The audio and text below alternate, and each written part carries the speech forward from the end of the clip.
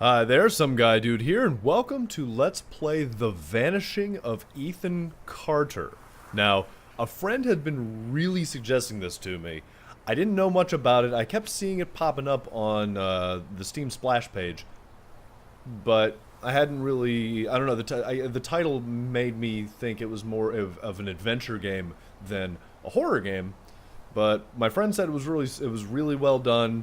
It was spooky, it was eerie, it's got a lot of atmosphere, things like that. I downloaded it, I played it for a minute. The game requires a lot of graphics power, like a lot more than I expected, so I'm running it in 720 now.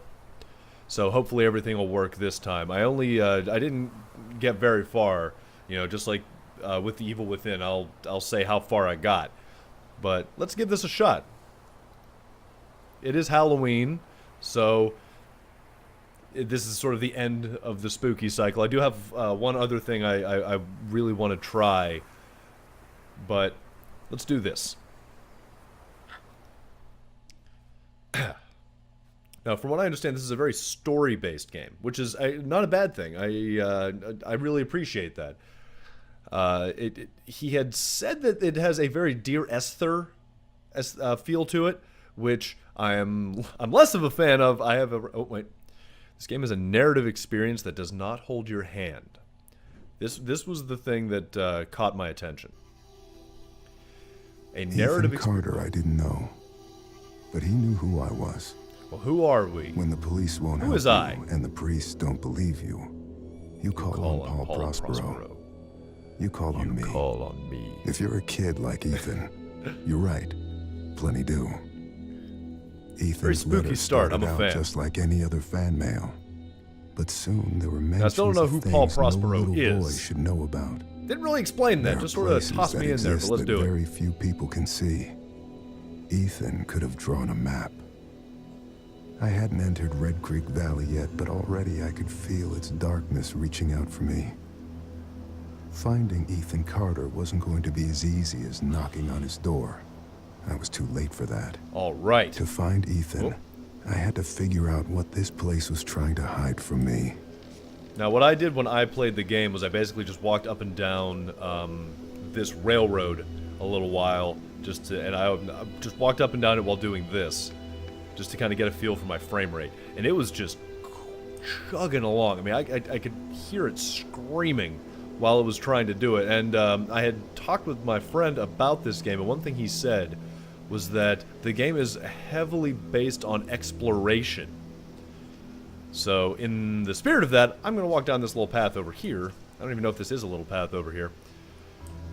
Rather than doing what I did before and just going straight down. Ooh! Oh! Okay. Alright. Okay. Sense, hold mouse. What am I sensing? I don't know what I'm sensing. I just got like some sort of a crescent look at the ground. Trap. Hold. Alright. Well. That was interesting. I will just, yeah. You have fun with that. That was cool. That was, yep. Okay. Now, like I said, the title Dear Esther did pop up while sort of selling this to me. Although my friend did realize that I'm not big on Dear Esther, he wanted me to sort of understand that... Now, I went over the rocks before, so I'm gonna go around the rocks this time.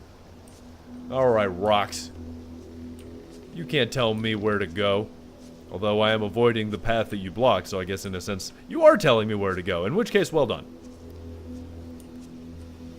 But he wanted me to understand that the game isn't perfectly linear. I guess apparently it's possible to actually, quote-unquote, complete the game in about 20 minutes if you just run in a straight line to the end of it. But he really emphasized that if you do that, you miss out on pretty much everything that is important in this game.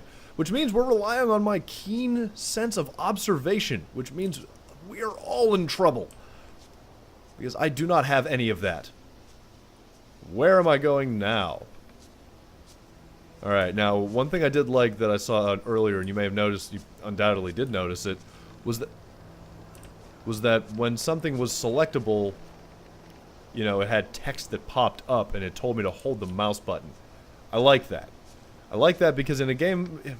I've played games before where the game doesn't actually tell you what is and is not selectable. And that is just maddening. You think, well, that's more realistic. Okay, that may be realistic, but... Okay, that's just popping out the other side of that. That may be realistic, but the problem is, it's, not fun, you know? There's very little that's less fun than me just running around smacking into things going, can I select you? Can I look at you? Are you useful? You an object?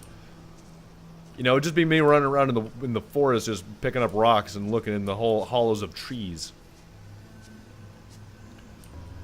I had been looking at a couple of Halloween games to play, because it is Halloween as I'm recording this. I don't know when I'm actually going to get it uploaded. Wait, did I came out of there. Okay. But the thing is, I have a lot of Halloween games in my collection, because obviously I have a lot of Halloween games in my collection. But they're all, you know, there's Slender the Arrival, Dungeon Nightmares just showed up on Desora, but that's, like, that game's... what, over a year old, I think. And at that point... Red Creek Valley seemed like a quiet, ordinary place. Seemed. I've learned two things in my life. No place is truly quiet, and nowhere is really ordinary. Little cliche. Ethan warned me about that. Warned me not to be fooled by what I saw here. He didn't need to worry. I'd worked dozens of cases, hundreds. This would be my last one. That's very ominous. That sounds like he's gonna end up dying at the end of the game. By the way, I have not checked into this, but the Paul Prospero sounds an awful lot like the narrator from Bastion. And if that is him, that is awesome, because Bastion has a marvelous narrator. Alright.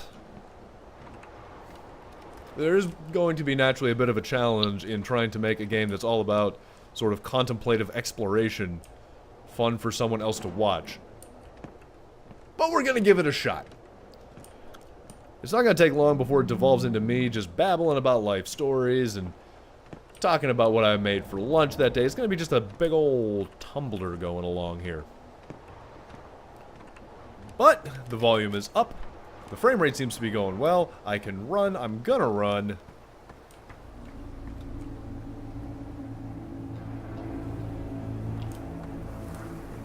And the orchestra has arrived. Oh, enter. Enter. Enter. And I have a train. Yeah. Right, turn off. Well, it's not on. I don't think it's on. What else can I do? Forward. Back. Back. Forward. Back. Run! Go! Alright. Well, that was fun. That was a lot of fun. I'm glad you joined me for that one, because that was the kind of experience you really want to do with people. Alright, now we've got the path she is splitting. Alright, let's check this one real quick. Now, if this is in any way connected to Dear Esther, I mean, I don't think it's the same studio, because if memory serves, the studio that did Dear Esther is actually the studio that ended up doing Amnesia: Machine for Pigs. But what's happening here is, you'll notice it is. By the way, I'm taking the side. Is if I'm not mistaken, it actually links back up with the railroad. I just wanted to see if there was anything interesting floating around down here. What's this? Oh, inspect. Cut ties. Cut ties to the railroad. Untied tide. No blood. Rope. Yes, that is. Yes, it's rope. Good job at identifying rope. I will say, it's already a little different from Dear Esther. If you played Dear Esther, I would heavily suggest not playing Dear Esther. Okay, this is definitely blood. In fact, this is quite a lot of blood. Rest of the corpse. Oh! Oh! Wait, what is... Severed legs. I don't... Okay, oh boy. Well. Alright. Did he make it down? Up. Oh, wow. Blood from legs, blood from, blood from. Fractured skull. Cause of death. Touch. Whoa.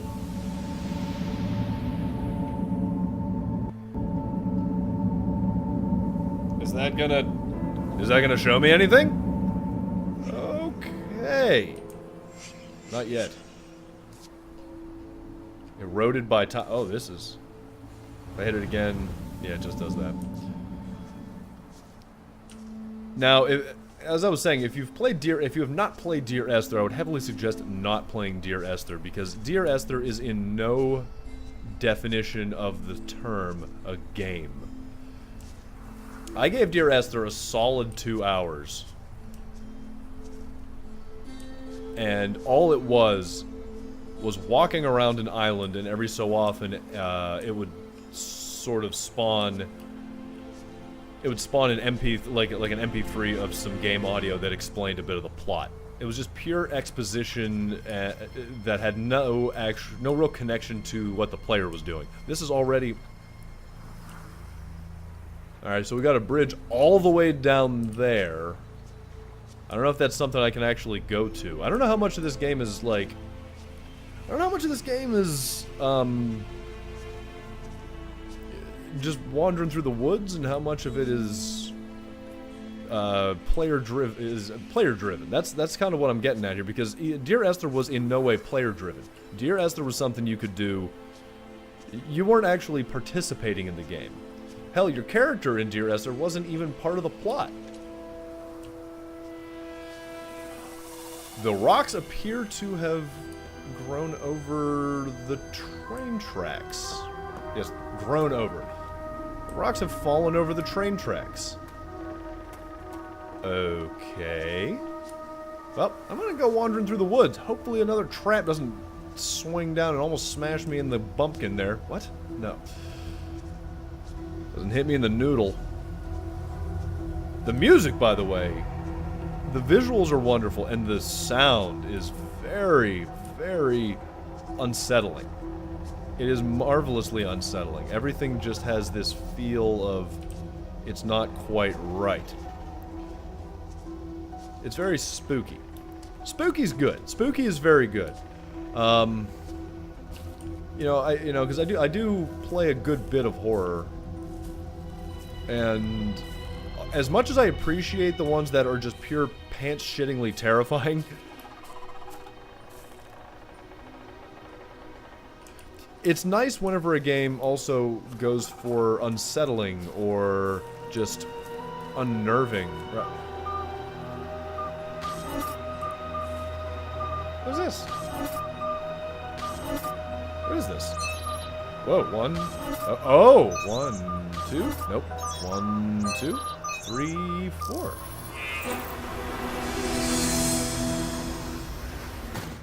The hell? What was that? Hey. What? What is this? Who are you? Why are you an Why am I chasing... You're an astronaut. I'm chasing an astronaut. Oh, what? Where are you? Where'd you go? Oh god, I lost him. I lost him. I lost him. He has to be this way. There's no way he's not this way. It's gotta be this way, right? Right?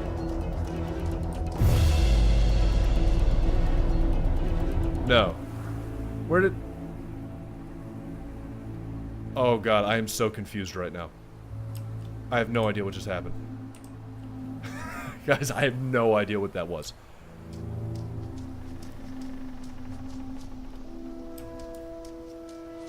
He went too quick. I couldn't see where he went. Did you go up? Maybe he went up this way. Did you go up this way? Alright. I am... I'm rather befuddled right now. But I will say that I am impressed with, I'm impressed with the way that just threw a curveball at me. I liked that. Alright. That goes in with what my buddy had told me, which is that the game really puts no effort into telling you where anything is. It is entirely up to you to find the puzzles. And that was the most confusing thing I've seen in a long time. I'm gonna go back to the main road, if I can even find the main road. So, if we're going to review what just happened, I just hit some buttons, and that made an astronaut lead me on a chase. Alright. Now, what do we got down here? What do we got down here? Some cable cars. Cable cars I can't actually do anything with. Like I said, I'm sorry if this playthrough is a little on the drier side. But from what I have been told, this game is not dull, but rather slow. And we ran into that with Alien Isolation, which I'm still gonna go back to. I had a I had a snafu with filming, and it was awful.